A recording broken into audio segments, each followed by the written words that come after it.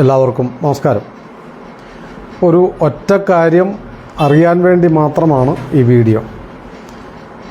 അയോധ്യയിലെ ശ്രീരാമക്ഷേത്രത്തെ എതിർക്കുകയും രാമക്ഷേത്രത്തിൻ്റെ പ്രാണപ്രതിഷ്ഠയിൽ പ്രധാനമന്ത്രി മോദി പങ്കെടുക്കുകയും മോദി ഗവൺമെൻറ് അതിനെ പിന്തുണയ്ക്കുകയും ഒക്കെ ചെയ്യുന്നതിനെ എതിർക്കുകയാണല്ലോ കോൺഗ്രസിൻ്റെ എല്ലാ നേതാക്കന്മാരും. പ്രത്യേകിച്ചും കേരളത്തിലെ പ്രതിപക്ഷ നേതാവ് ശ്രീ വി.ഡി. സതീശനും ദേശീയ തലത്തിൽ രാഹുലും സോണിയയും അടക്കമുള്ള മുഴുവൻ കോൺഗ്രസ് നേതാക്കന്മാരും അവിടെ പങ്കെടുക്കാൻ താല്പര്യമുണ്ട്, പക്ഷേ അതിനെ വർഗീയവൽക്കരിക്കുന്നു എന്നൊക്കെ പറഞ്ഞുകൊണ്ട് അതിൽ പങ്കെടുക്കരുത് എന്ന് കേരളത്തിലുള്ള കോൺഗ്രസ് നേതാക്കന്മാർ പറയുന്നു. അപ്പോൾ അതൊക്കെ അവരുടെ നിലപാടുകളാണ്, അവർക്കങ്ങനെ പറയാൻ സ്വാതന്ത്ര്യവും ഒക്കെയുണ്ട്.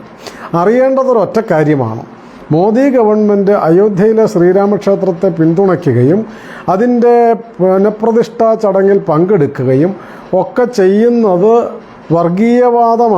വർഗീയതയാണെങ്കിൽ ഒരു കാര്യം അറിയേണ്ടത്, സോമനാഥ ക്ഷേത്രം നെഹ്റു ഗവൺമെൻറ് പുനരുദ്ധരിച്ചത് എന്തിനാണ്?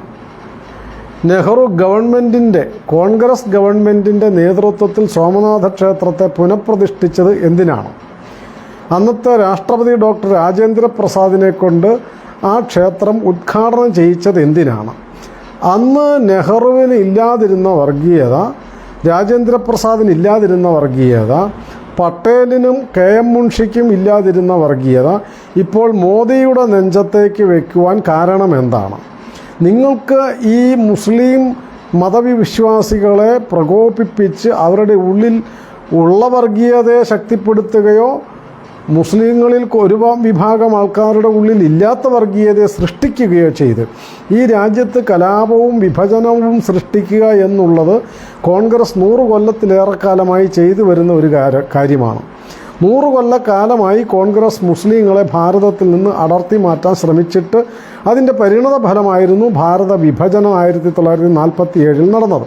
അത് കോൺഗ്രസിൻ്റെ സൃഷ്ടിയായിരുന്നു. പാകിസ്ഥാൻ എന്നുള്ളത് മുസ്ലിങ്ങളെ ദേശീയധാരയിൽ നിന്ന് അകറ്റുകയും വർഗീയവാദികളാക്കി വളർത്തുകയും അവരുടെ ആവശ്യത്തിനനുസരിച്ച് ഭാരതത്തിനെ വെട്ടിമുറിക്കുകയും ഒക്കെ ചെയ്ത കോൺഗ്രസ് വീണ്ടും ഇപ്പോൾ ശേഷിക്കുന്ന ഭാരതത്തെ വിഭജിക്കാൻ, വർഗീയതയെ വളർത്താൻ, സാമാന്യ മുസ്ലിങ്ങളെ ദേശീയ വിരുദ്ധരാക്കാൻ കോൺഗ്രസ് മനഃപൂർവ്വം ശ്രമിക്കുന്നതിൻ്റെ ഭാഗം ആണോ അയോധ്യയെ എതിർക്കുന്നത്, രാമക്ഷേത്രത്തിൻ്റെ പുനഃപ്രതിഷ്ഠയെ എതിർക്കുന്നത് എന്ന് അറിഞ്ഞാൽ കൊള്ളാം.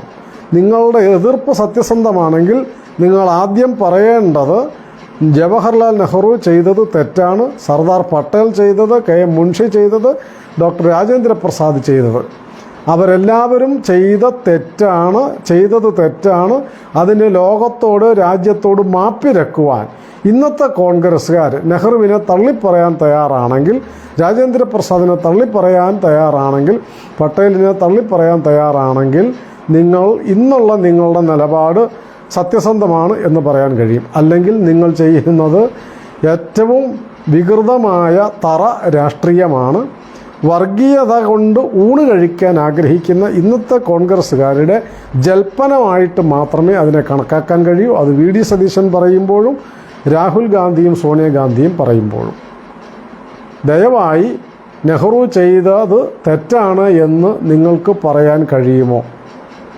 രാജേന്ദ്ര പ്രസാദ് വലിയ പാപം ചെയ്തിരിക്കുന്നു എന്ന് പറയാൻ കഴിയുമോ എന്നറിഞ്ഞാൽ കൊള്ളാം. നമസ്കാരം.